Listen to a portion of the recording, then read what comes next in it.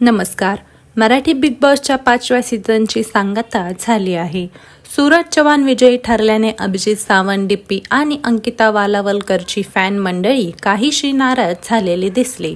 पण आता या शोमधून बाहेर पडलेल्या अंकिताला लग्नाचे वेध लागले आहेत. बिग बॉसच्या घरात जाण्यापूर्वी अंकिताने लग्न ठरल्याची बातमी जाहीर केली होती. बिग बॉसमध्ये जाणार म्हणून तिने हे लग्न पुढे ढकललं होतं. ती कोणासोबत लग्न करते हे तिने जाहीर केलं नव्हतं. त्यामुळे तिचे नाव हास्यजत्रा फेम ओंकार भोजनेसोबत जोडण्यात येऊ लागलं. ओंकार आणि माझी फक्त मैत्री आहे असे तिने यावर स्पष्टीकरण दिले होते.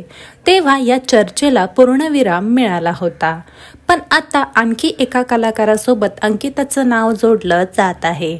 हा कलाकार म्हणजेच संगीतकार गायक कुणाल भगत होय. कुणाल भगत याने अनेक चित्रपटासाठी संगीत दिलं आहे. 10 ऑक्टोबर रोजी रिलीज होत असलेल्या 1 नंबर चित्रपटासाठी त्याने एक गाणं गायलं आहे. भूमिकन्या, पारू, नवरी मिळे हिटलरला, नवरदेव, BSc ॲग्री अशा अनेक प्रोजेक्टसाठी तो ओळखला जातो. अंकितासोबत त्याचं नाव जोडण्यामागे एक खास कारण आहे.